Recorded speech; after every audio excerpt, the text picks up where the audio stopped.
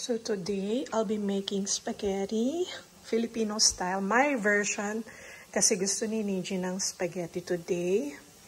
So dito meron tayong Parmesan cheese, the spaghetti noodle, onion, beef franks, Hans traditional sauce, pasta sauce, and ketchup, banana ketchup.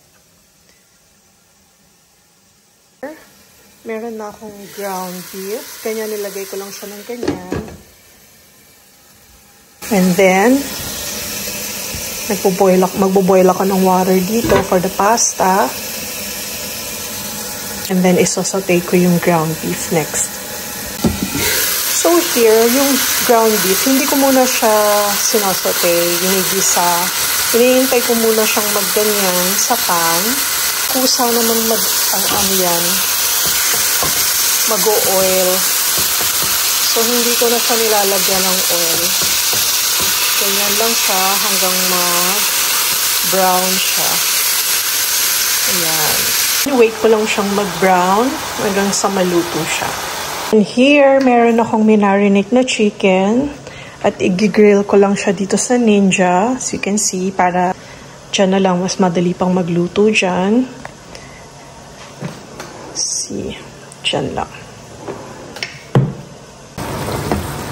So, yan. Nakikita nyo, nag-oil na siya, di ba? Nag-water na siya.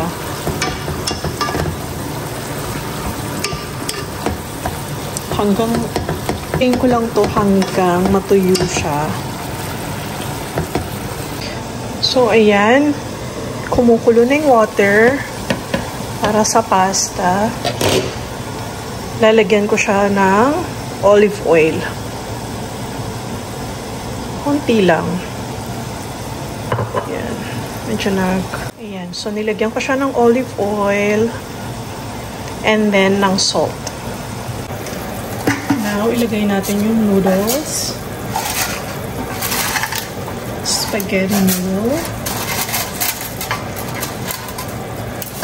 But I think parang fettuccine yata itong nakalagay dito sa sa container. Ayan, so habang nagbo-boil yung noodle, niluluto natin yung noodle. So natuyo na siya. Tuyo na yung ground beef. So mix lang natin siya. See, meron na siyang oil. Hindi ko na siya masyadong dinuturog kasi gusto ng mga bata yung medyo chunky pero not to the point na parang meatball siya. Ayan. So, hintayin lang natin sa mag-brown pa ng konti pa.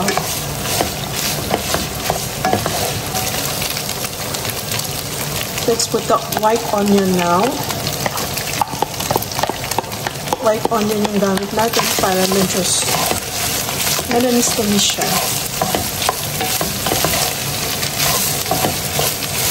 Pag pasta talaga, you have to use white onion. Tayin lang natin maluto yung onion.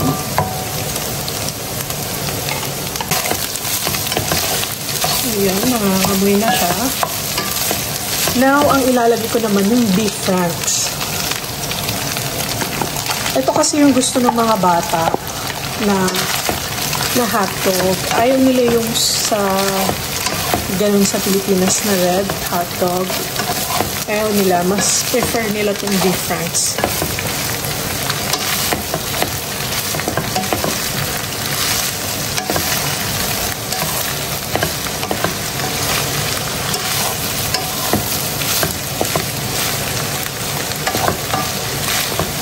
So, lulutuin lang natin yung hotdog ng siguro mga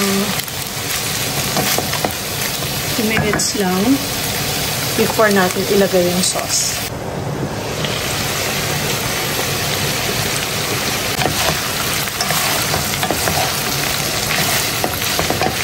Marami siyang ground beef kasi gusto ng mga bata meaty talaga yung spaghetti. Medyo ayaw nila yung puro sauce lang. So, ayan. Lagay natin yung black pepper. Konti lang kasi ayaw ni Michi ng spicy.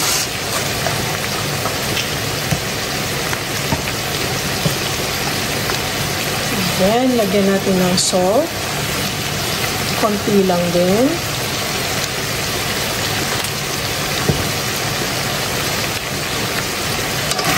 And then, i-mix natin siya. So now, I'll be putting the sauce, the pasta sauce. Ilalahat ko to. Isang can. And then, I'll be putting a little bit of water. Konti lang. As in, konti lang. Medyo ka dito na po. Yan. Lahat ko. And then, slowly natin siyang i-mix. See? Konti lang talaga yung sauce niya. Meaty talaga siya. Kasi yan ang gusto ng mga bata na klase ng spaghetti. Hindi yung puro sauce. Tapos konting meat. Ibig ko na yung ketchup. Banana ketchup. So, ito yung banana ketchup. Ilalagay natin. Medyo pahirapan maglagay nito. As you can see, you need a lot of force to do this. Diba? So, ayan. Hindi ko pa rin siya So, gumamit ako ng chopstick para tingnan ko kung lalabas siya. Ang hirap. Pahirapan talaga ng ketchup na nasa bote. Ayan. Nag-struggle talaga ako. Lumabas yung ketchup na to. Oh my goodness. Oh my God. Nasakit na yung braso ko. Ayaw pa rin. Ayan. Ayan. As you can see, nag-struggle ako sa ketchup. Ay, ang sakit ng kamay ko, kakaalog.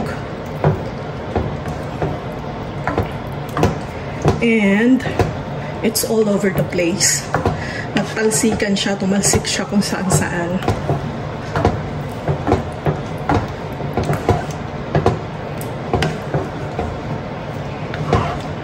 Yan lang kasi yung gustong banana ketchup ng mga bata. Ayaw nila yung UFC. Medyo naaanghangan si Neji doon sa UFC every time na yun ang ginagamit ko. Ayan. Dagdagan ko pa siya ng ketchup. Napahirapan lumabas. So you can see. Ang hirap niyang lumabas. This is 560 grams. Almost isang bottle talaga yung ginagamit ko.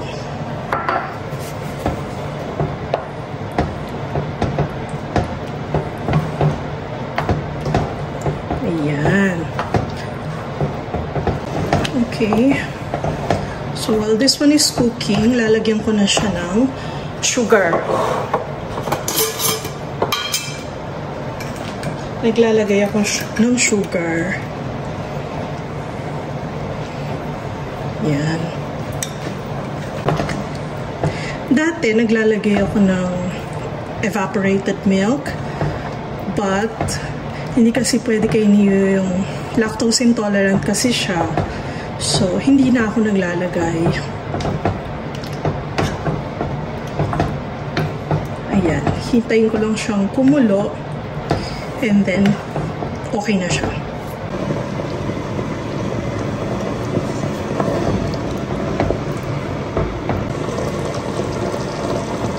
Ayan, luto na yung spaghetti sauce natin. Hindi ko sinasama yung cheese kasi, as I said earlier, si Neo lactose intolerant. So, kung sino lang yung may gustong ng may cheese, sila na lang yung naglalagay ng cheese as a topping nila. Ayan, luto na yan. There we go. It's cooked. So, syempre, bibigyan natin ng aking father ng spaghetti. Yan. And of course, ng Coke.